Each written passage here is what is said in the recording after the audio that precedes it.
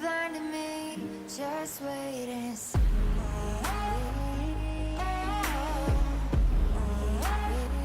Just wait and see.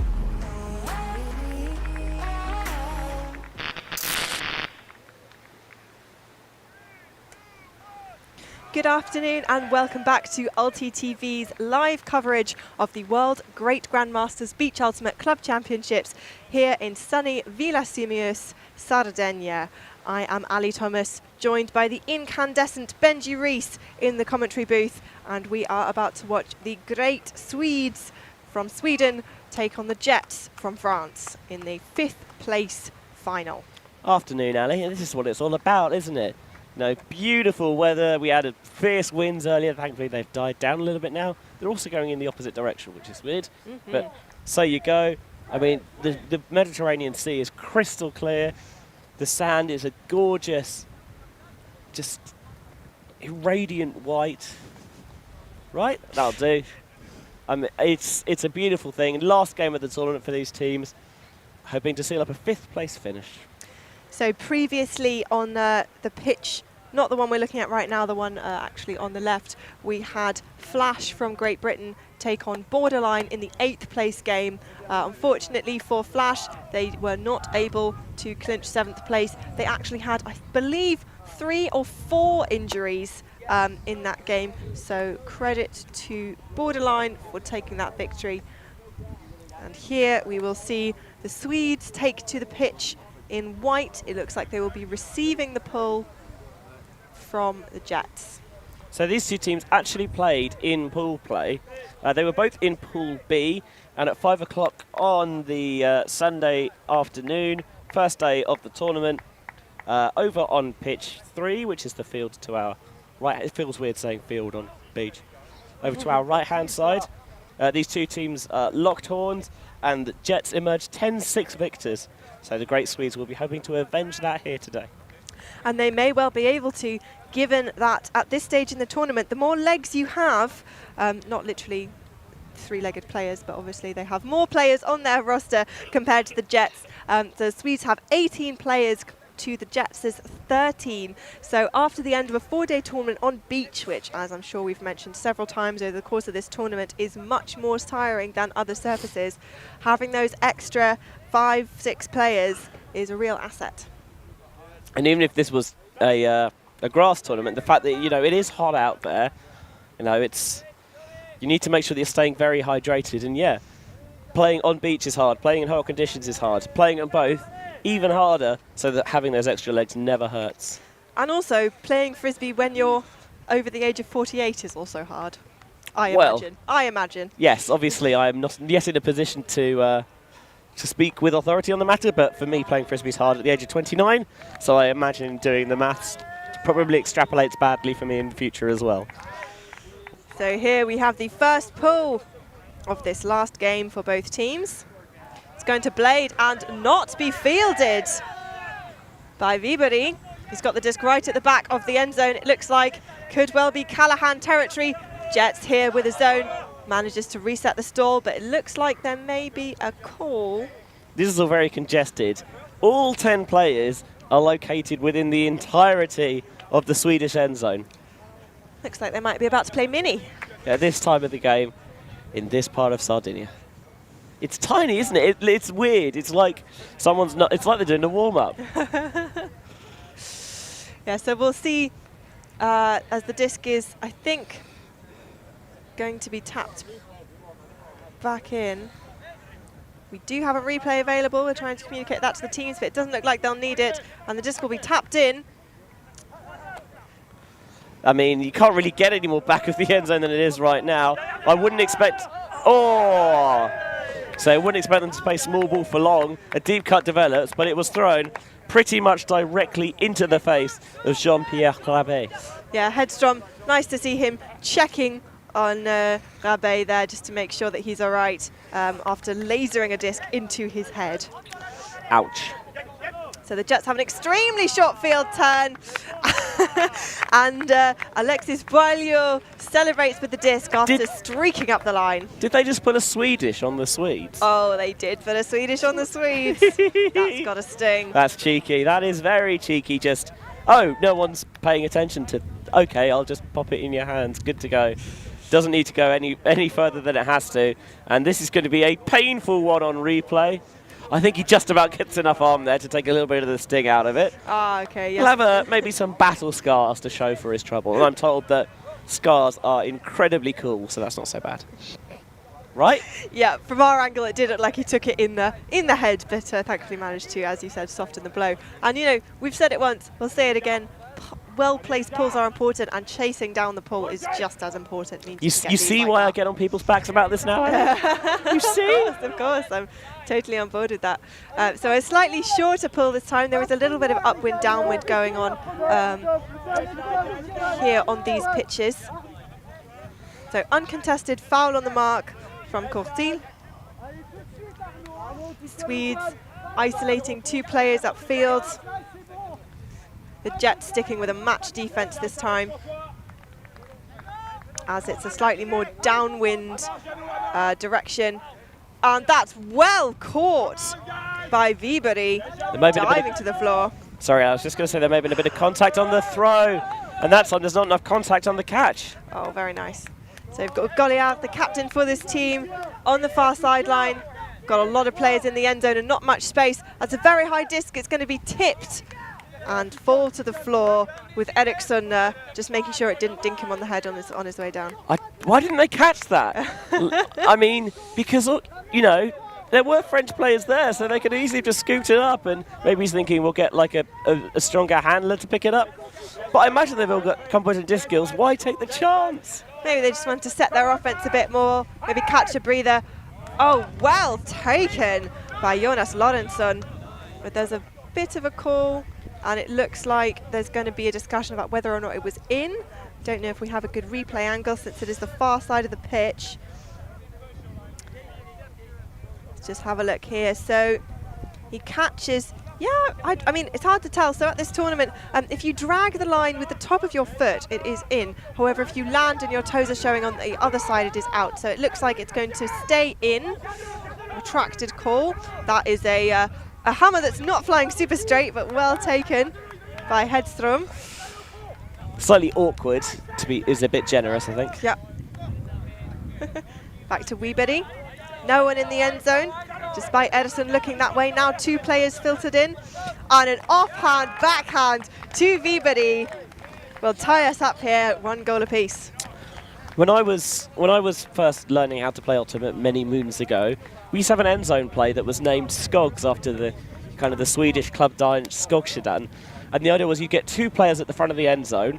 The player at the front would cut, and then based on where they cut, you know, one player would go the same way or the other way. And the idea is you'd have 2 players kind of shuttling back and forth. The reason it worked is because if the 2 players marked on the same side, you know, one player went open or break side, and then you've got a one-on-one matchup that you like. Or alternatively, if they sandwich that, you know, you get one player clearing out to the open side, and then all of a sudden, well, the other defender's on the break side, so you can just get that player running free to the open side. And you saw them run a little bit of that there. They try to get those 2 players isolated in the end zone, getting a defender to commit one way and then finding the space through. If you've got confident break throwers, it's a really efficient end zone play. Absolutely, and works on grass and beach. Probably will work indoors as well. It's a bit more difficult indoors in smaller end zones, but if you're playing on full-size indoor pitches, it absolutely does. So we've got the Jets working it upfield. Bit static, having to break upwind. And a big shot goes. Nicely received by Le Glornec. Swings to Langlois.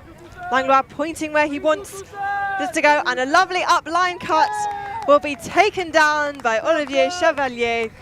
And that is another point for the Jets. Le Glornec was wide open on the deep put. And then with the up line cut, I think Olivier Chevalier has done himself a little bit of a mischief, because as he was cutting it, he was kind of hobbling off the pitch. And I was worried for a second that he was going to have to call injury.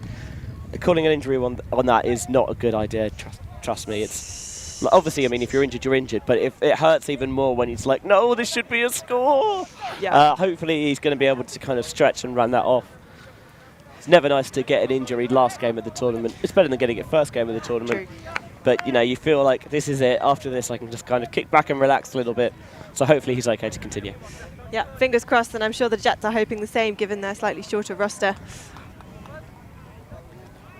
So we will have the Jets once again pulling from this end zone side. And that's going to land just in bounds. Follin picking up. Swings to Hedstrom. Back to Viberi. There are 2 Viberis on this team, though not both of them on this line.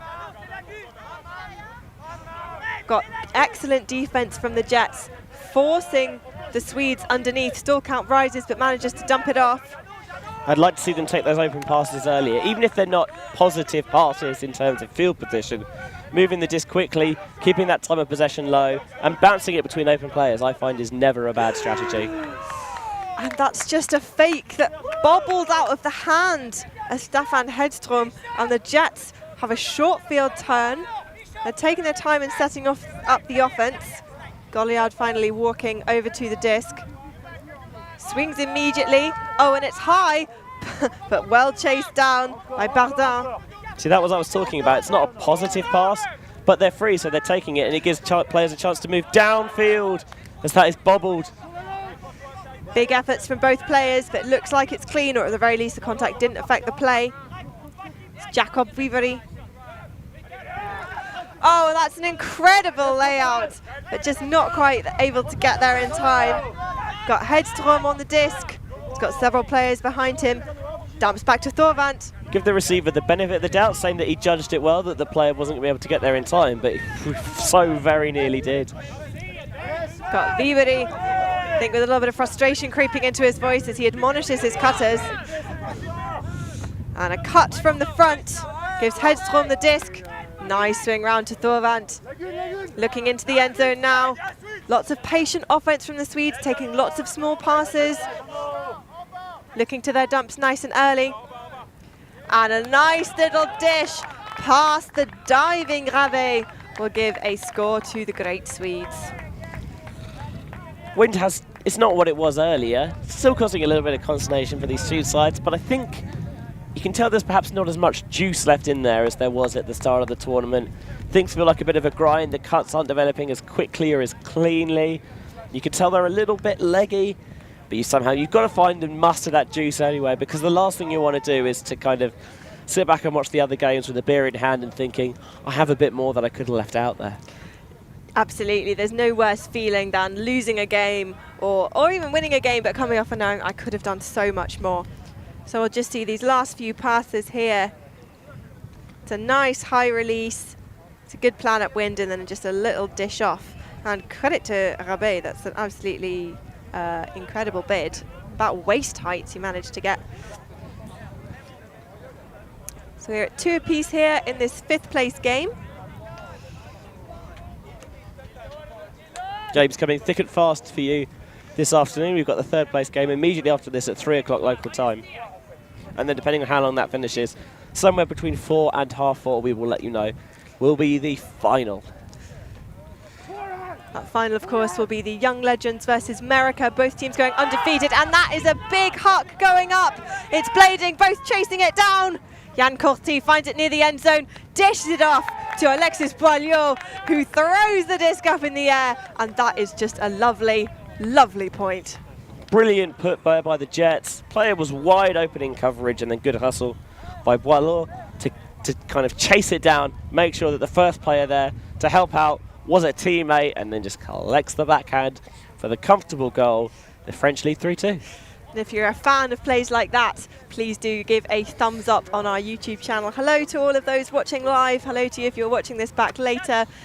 If you would like to help out Ulti.tv bring you more Frisbee all of the time, do like, comment and hit the subscribe button if you haven't already. Ring the bell to be notified every time we bring you more Ultimate coverage. It really does help us out.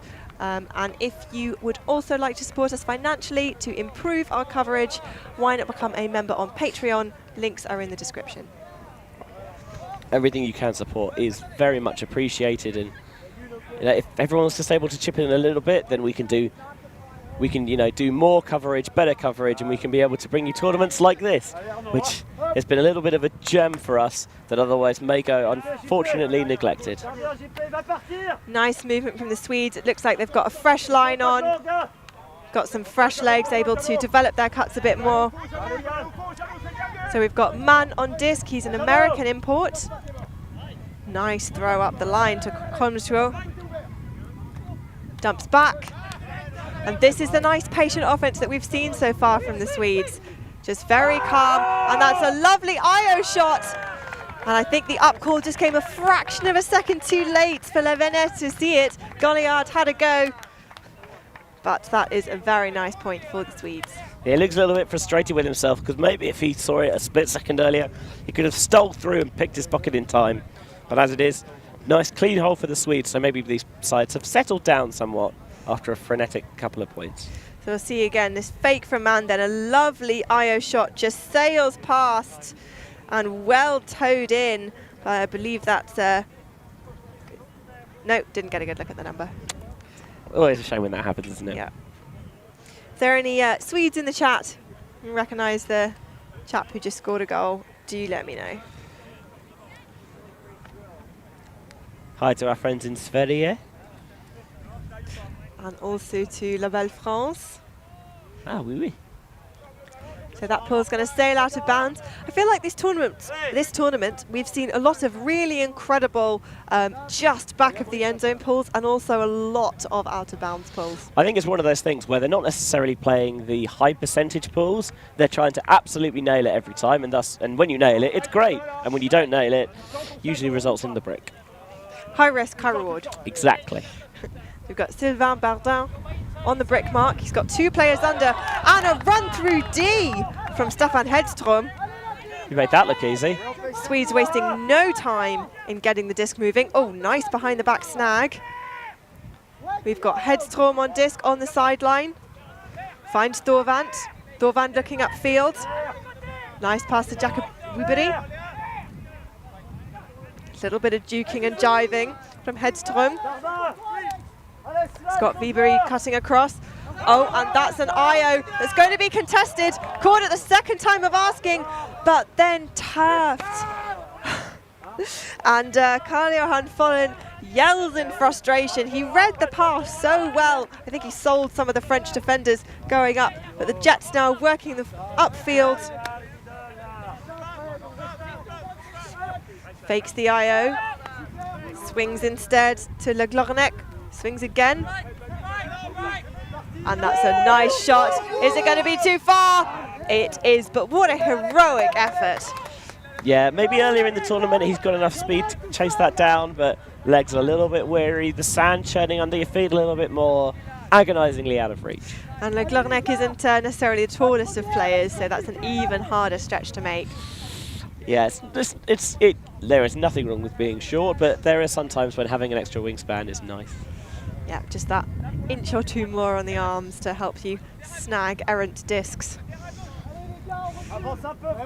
So the Swedes again, looks like the Jets have set up a zone. The last zone they set up in the Swedes' end zone went pretty well for them. Blocking off those shots through the middle very effectively. Looks like it might almost be close enough to call a double team. But this is so cramped and so congested. Who's stretching the spaces? Oh, there you go. There you go. That's a really lovely shot. No one had the time to get anywhere near, and that is the danger of putting all of your players near the handler, is if you can get that shot off to an open player in space. Oh, but just another unfortunate turf in the end zone. The Swedes able to do everything right just up until that last pass. I mean, he just beached it. Jakob Wiberi, he just beached it, underthrew it, rolls into the sand, and I think he knows that's an opportunity lost. And I think with the wind, obviously, it doesn't make these throws any easier. And that's a big blading pull, but I think came out of the hand of Bralur just a little bit wrong. There was too much edge on it, wasn't able to get the air underneath it that it needed. So the Swedes again, and what's turning into another grindy point. We'll see which team has more grit. A big bladey throw goes up. batted away. That was a bit of a dangerous D Trying by to Maehr. get some more yards on the defensive play, and he almost batted it straight into a Swedish mitts. Yeah, that would have been very cool for us to see, but also would not have been a very happy Maehr. This is what happens if you don't catch your Ds, people. And I know people think, oh, catch your Ds, it's funny. No, we're not joking. Catch your GDDs, people. Oh, okay. Well, we'll work on that one. And Maehr visibly frustrated as he then drops the disc. Not having the best point. Happens to the best of us. So the Jets sticking with this zone, poaching off the handlers.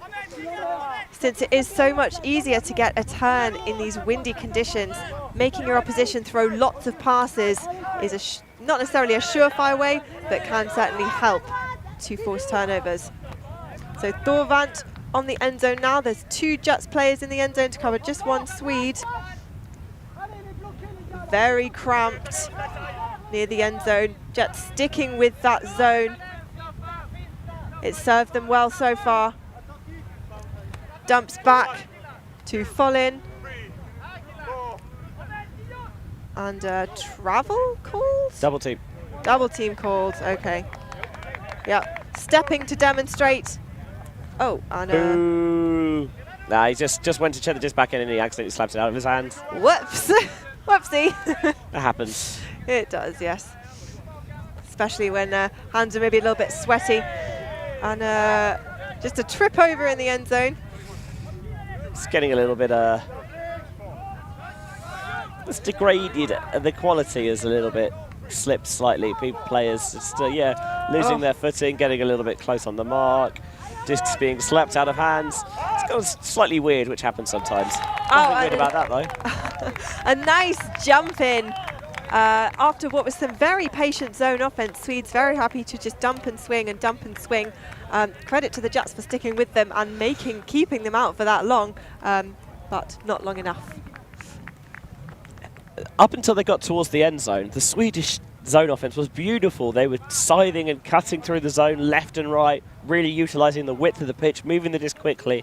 And almost because, oh, we're near the end zone now, we should think about trying to score, everything stagnated and slowed down a little bit, and they found it more difficult to get passes off. Whereas actually, if they just kind of continued moving it between players who were free, eventually one of them would have been in the end zone anyway, I think. So we'll see just this last throw here. A little bit of a bump on the mark.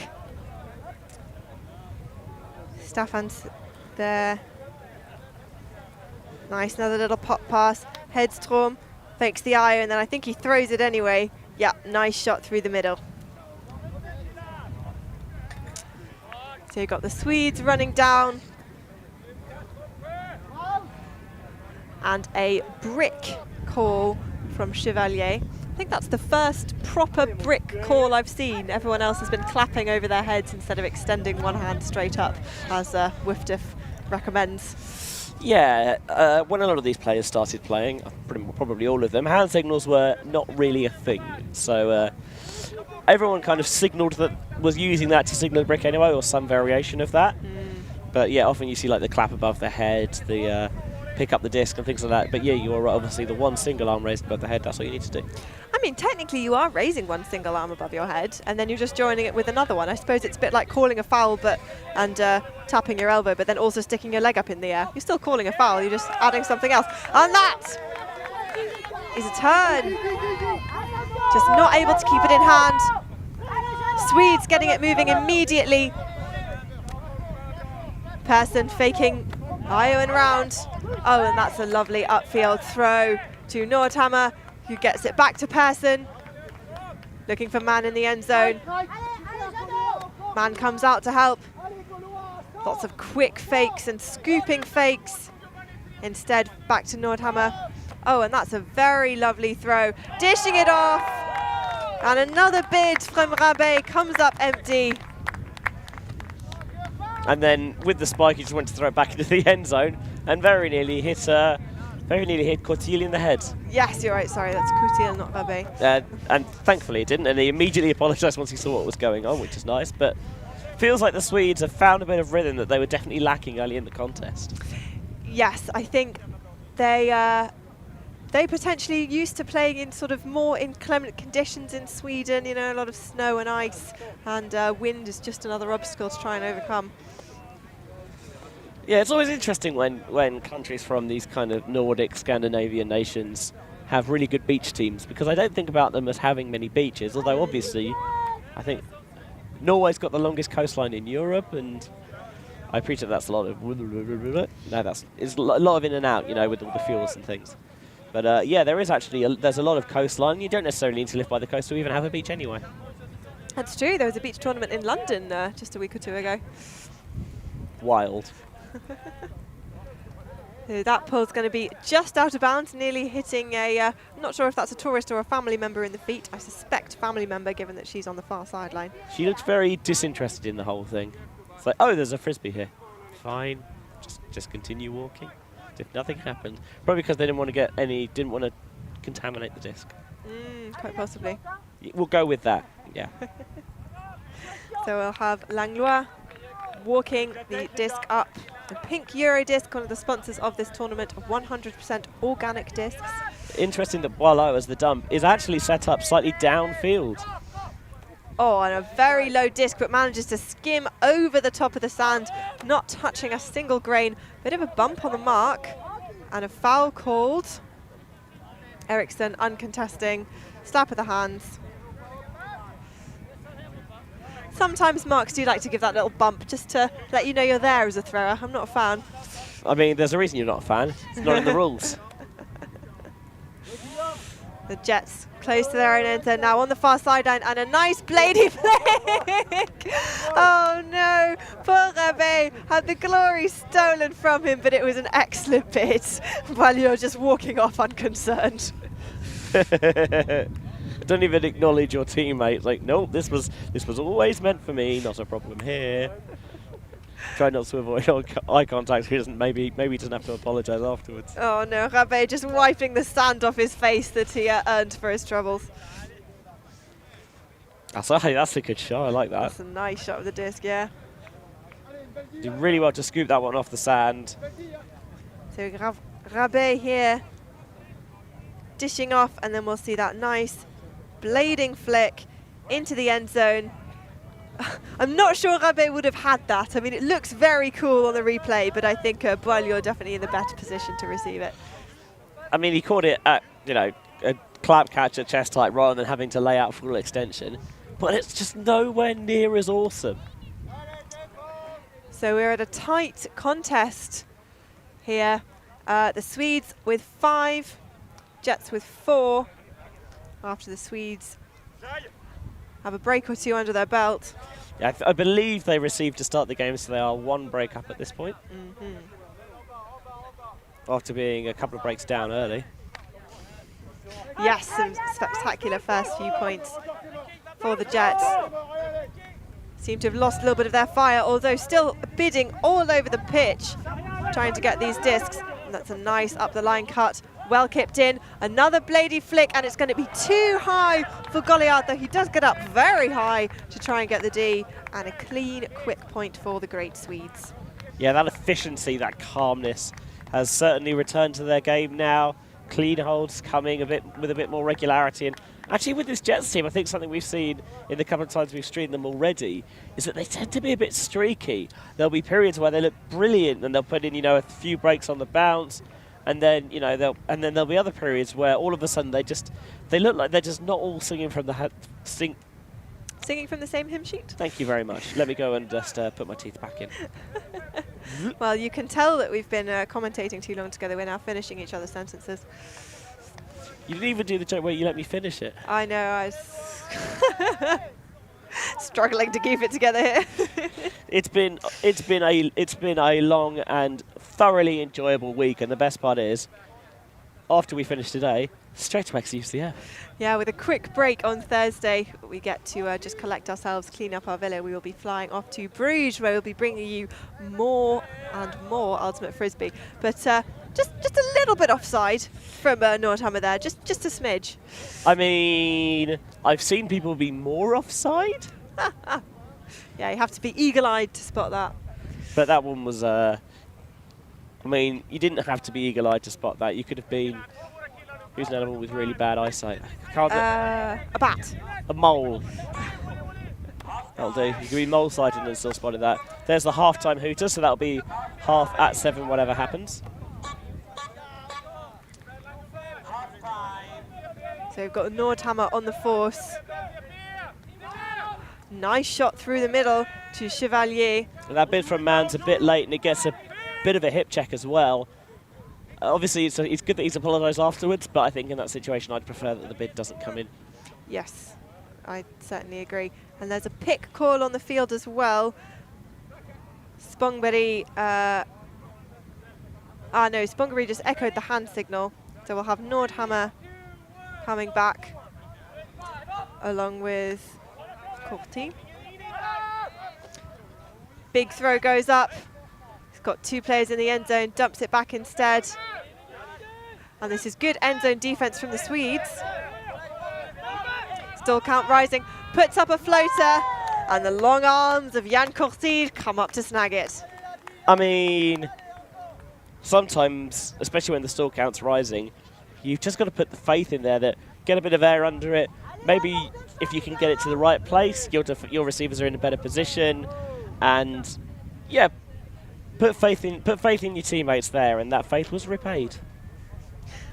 I've just noticed, sorry, this is totally unrelated, but the previous iteration of this Jets kit has the Grim Reaper on the back. Oh, that's lovely. Oh no, it's the current iteration. It's got a Grim Reaper with a scythe. Oh, well, that's cheery, isn't it? Yeah, I mean, they're not that old. So I'll just see Chevalier knocking on the door of the end zone, locking eyes with Courty, and puts up that floaty IO. For the Swedes, back on O, the very classic 2 handlers, 3 cutters set up, trying to work it down. And that's a nice floaty throw to Albin Viberi. Up to Hedstrom. Oh, catch is under a lot of pressure. Eriksson on disc. And a cheeky little upline cut from a player who we don't have on our roster. If anyone in the chat knows who that player is, do let us know. And that is half-time taken by the Great Swedes. And I have to, at the start of the game, the Jets certainly look like the better side, but I think the Swedes they've found the composure that has been lacking for some teams throughout the tournament. And if they can just keep at that level, now you don't necessarily have to. I mean, I imagine the Jets will try and kick on, certainly, but as long as you can stay calm whenever you've got the disc in hand, Swedes are in a good position. I think that has been a bit of a, I don't want to say a weakness, but certainly an area for improvement in the Jets game. We streamed them yesterday and there was a little bit of frustration creeping in, some shouting at themselves and each other, and that is never really a good thing if you're starting to lose your composure. Credit to the Jets so far. There's been a little bit of sort of loud noises, let's say, but on the whole much calmer than they were yesterday. Not quite matching the Swedes' coolness. There's a little bit of Gallic passion kind of showing through, so a kind of game of relative fire and ice that we have here. And for the Great Swedes, this is already going better than their pool play game where they went down 10-6. They've already scored more than that here.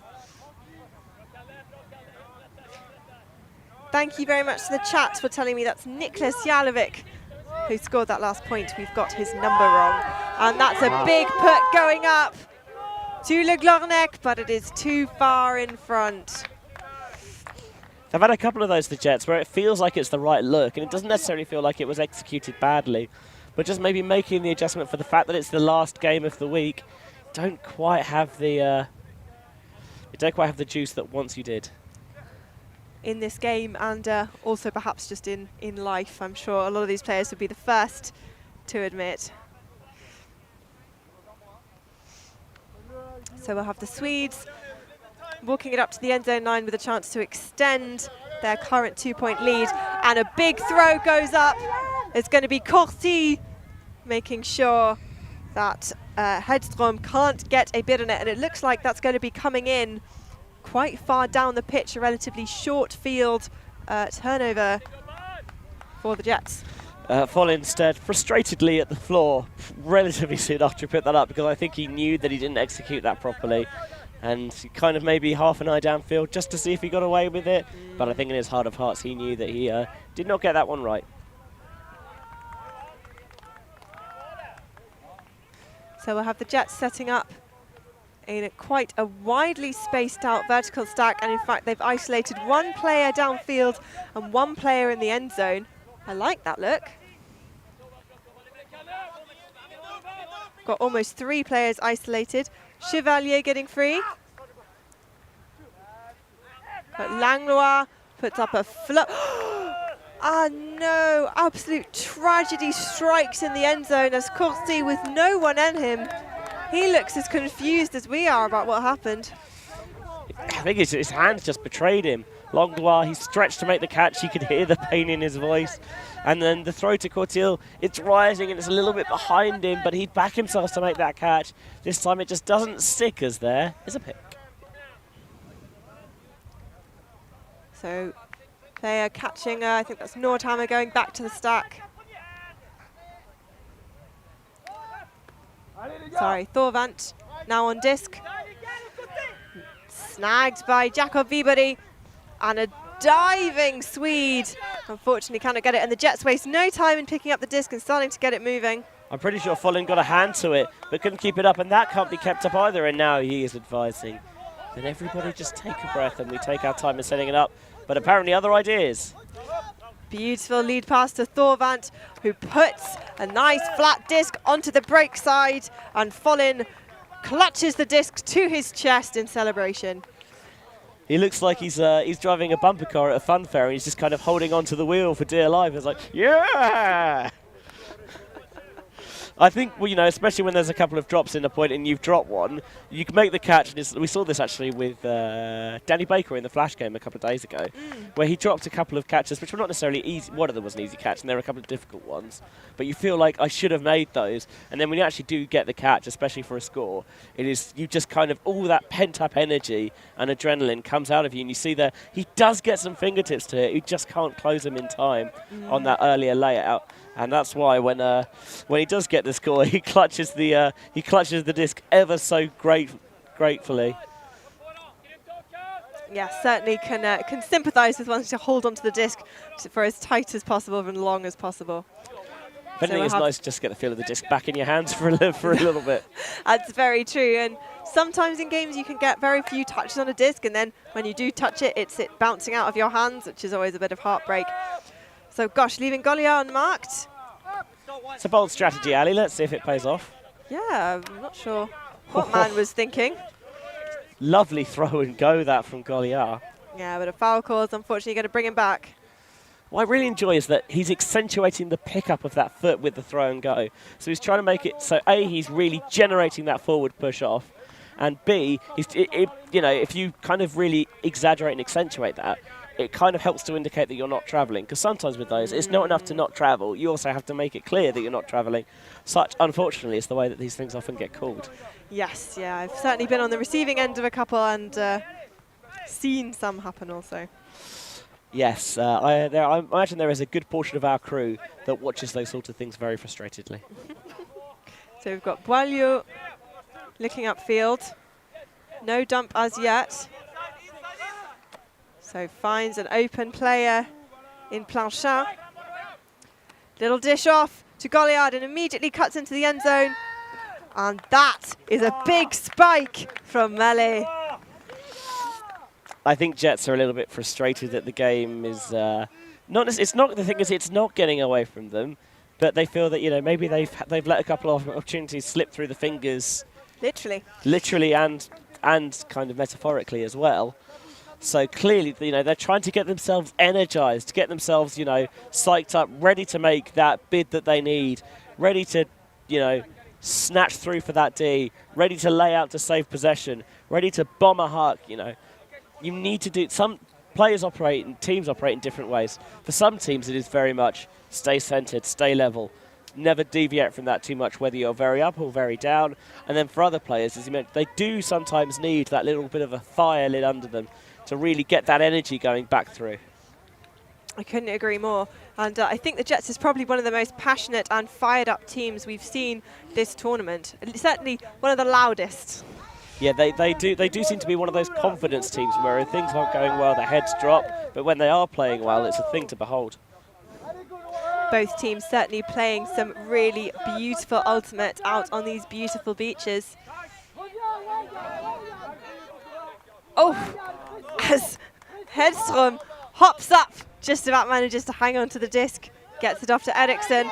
It's a high disc, but it's going to be brought down by Jalevik, who dishes it into the end zone to Jonas Lorentzen. The Great Swedes extend their lead. Jalevik made that catch a lot easier than it is because, you know, got that upline cut starts early enough that even though the throw floats, he doesn't overcommit and go and bid too early, holds his position knowing that his defender has to come from behind, over the top, gets up, snags it, and with the defender having committed to try and snatch the disc away on the block, he's not in position to put the force on. Continuation throw into the end zone, restores a comfortable advantage for the Swedes, who look like they're closing in on a 5th place finish. I think the Swedes are a team that, similarly to the Jets, when things are going well, it's not necessarily an emotion thing, but they are feeling that calmness. They don't necessarily have that pressure even though the defensive pressure of the Jets is high, is they feel a little bit calmer. They're able to take more passes without frantically thinking like, oh, we're down, we have to score, like potentially we saw earlier on in the game after the Jets had gone 2 breaks up. So the fact that the Swedes have a couple of points just kind of in their locker, giving them that confidence to take more passes, swing more, and run down the clock. So we have the Jets back on offense. And that is a huge throw. Well read by Chevalier.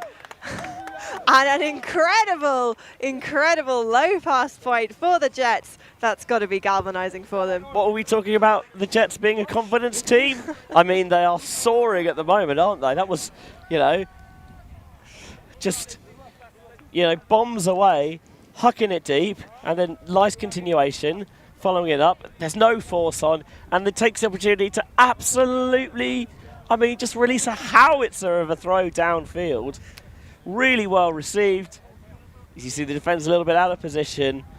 No real chance at that one. Turns around, and then just a simple little lead pass goes to the ground to secure the catch. But there we are. Jets, they can make it look easy when they're on form. I think Follen there was more focused on catching up than he was on actually getting a D on the throw. I think he knew that he wasn't close enough to try and get a D, and that I think didn't have quite the angle on it that Goliard wanted. So the Swedes are going to take it quite near the end zone. However, Goliard is arguing that a pick has been signalled. Not a pick, a brick has been signalled. So it has to be taken from the brick mark. Yeah, I'd be surprised if that was what he had in mind with the pool. Or maybe a brick hasn't been signalled. No, so we'll be taken in directly in front of our camera. Spångberg on disc. Nice shot there, Rob. Oh, and a nice high release 2-man. Lovely IO shot. Man does a little pirouette in celebration. It's Leven, I think, on the mark, and you can see he lunges out for the foot block, and actually it's a good job man doesn't release it, because pretty sure I heard him get some foot on it, but that lunge just commits the body weight in that direction, and that means that narrow inside channel opens up, and man just maybe thought about flirting with it earlier, that time unleashes it through for the goal. So we are now at 10-7 here. The timer for 5 minutes has just gone. So the Jets have a bit of a task ahead of them if they want to come back and win this game. But the thing about in Ultimate is that as long as you need to score the last point to win, it's never over until that happens. Very true. There are no hard caps. Hooray! In this tournament. Hard time caps annoy me immensely. Oh, yes. Because time wasting is rubbish. So we've got the Jets working upfield. Neither of these teams have any women on them, which is sad for me in open. It's nice to see women playing alongside men, but there we are.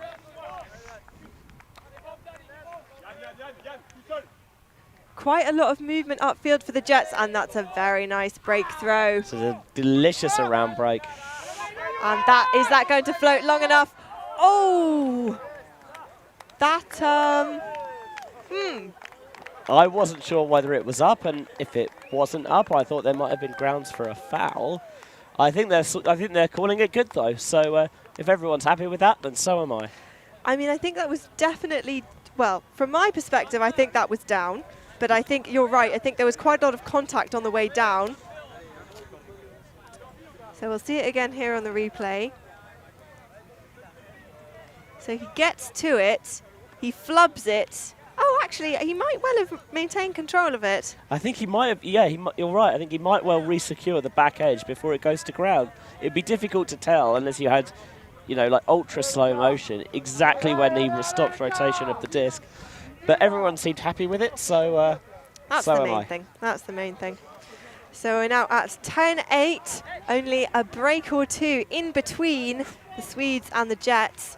And the Jets have had a couple of pretty fabulous plays to get them fired up. We'll see if that's enough fire to get them a D on the Swedish team. The sun is coming down heavy at the moment. I mean, we're trying to get as much sense as we can, but it must be draining for the players out there on the field.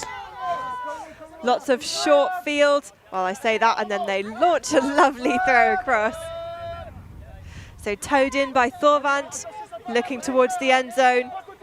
He's got his players duking and jiving. That's number 18, Hedstrom. And just sneaks one in on the open side, past Salou. 11-8. It's always frustrating as a defense when you get those scores where you're like, okay, we've got them on the sideline early, we can trap them here, and then they just work their way down the sideline. You know, they commit you for long enough so that they can get that narrow open side space, and they do it once, and they do it twice, and then before you know it, they've worked it all the way down that far sideline for a goal.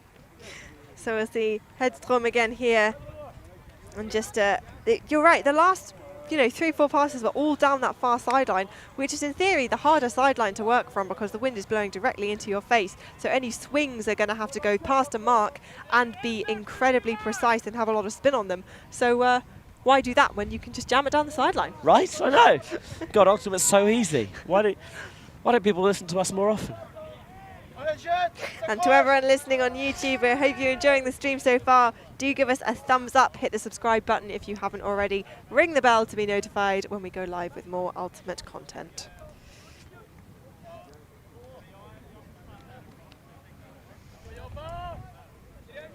That's a long floater. Going to be caught by Bardin. Immediately swings, and that's a big throw. Malé just totally free. Nobody on him, but he's all on his own now in the end zone with several Swedish players surrounding him. Well caught under pressure by Chevalier. He's looking into the end zone, the same place that the Swedes are in the last point. Still count rising. And I think a foul call. He looked like he was maybe pushed off balance a bit by Nordhammer. And if that's uncontested, that is a gift to the Jets, who will have another 10 seconds to get the disc off that sideline. Nordhammer's trying to keep that left hand active on the mark to kind of not allow a consistent release point, but it just looks like he's doing a little bit of the jazz hands. Jazz hands. See what I mean? I do see what you mean. Swings to Bardin, then Langlois. Langlois thinks about the break, but instead, oh my word! That's a shoulder-height catch by Jean-Pierre Ravet, and manages to keep it in as well, just pushing the line away from him. What a play! Man, it's JP versus TP, Thomas Persson, and Jean-Pierre comes out on top. That was, I mean, spicy as all hell, and that guy can take his spice. Woof, amazing. Interestingly, earlier, how many points have we seen for the Jets where it feels like they've got the majority of the yardage with someone being completely wide open on a huck?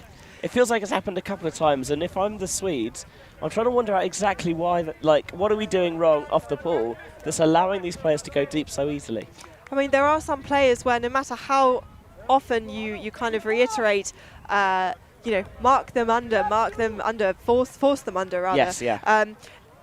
they just have the footwork and the agility to completely sell you on that undercut and then take off deep and you're on your heels. I mean, that's what great players do is, I mean, partly they do take what they give you and they work with it. And there's also sometimes which is like, I'm just going to take what I want. Yep. And decisively so. And there's nothing you can do to stop me. So the Jets, that's another really lovely pull. Haven't had an out of bounds one in a while from them. Oh, I thought Gullian was going to try and go for the layout Callahan. Big float, rises to meet it. Nice little give and go. Hedstrom, gets that field to Lorentzen. Back to Hedstrom. And then a nice round. We've seen that play so often from the Swedes. Just a quick swing and then a quick break. And Viberg hugs Danny Eriksson.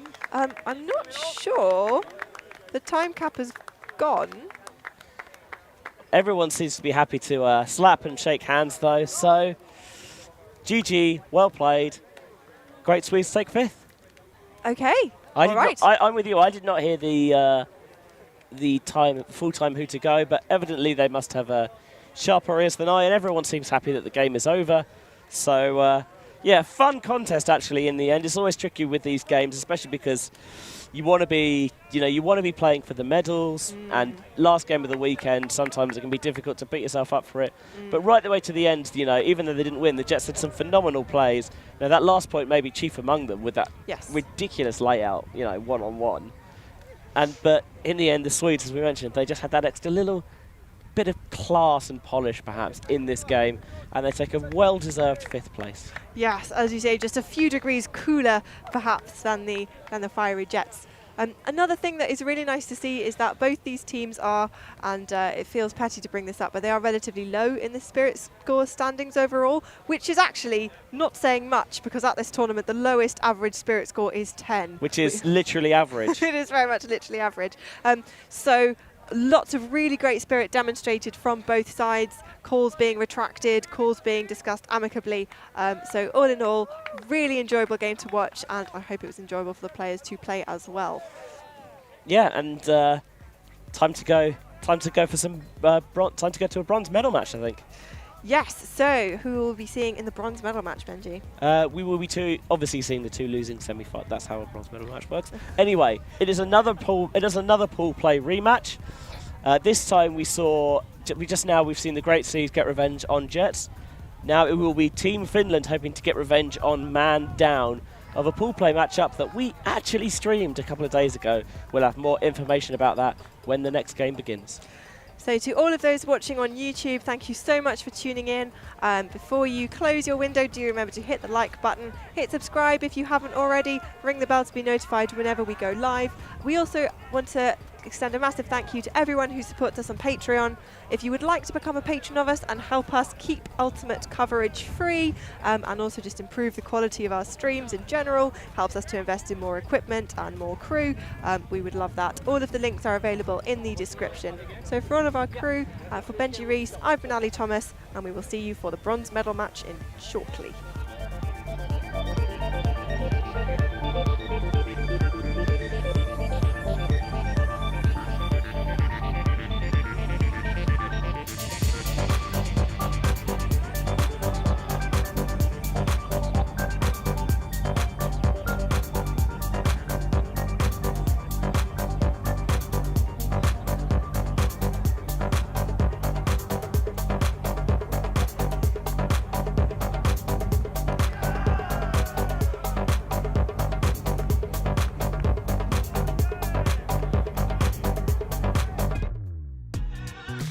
We are a group of ultimate players, coaches and video enthusiasts. We've worked with the major federations and the greatest events. We're on a mission to make Ultimate huge.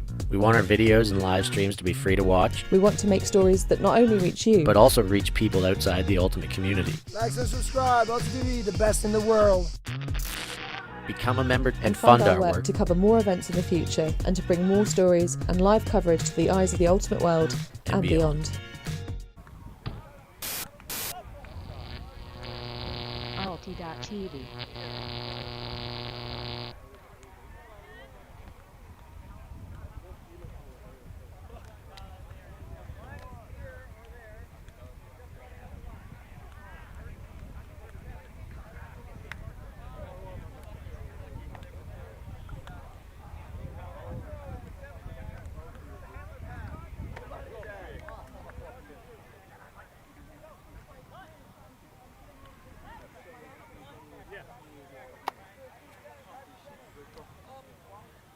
nous, WGGMBUCC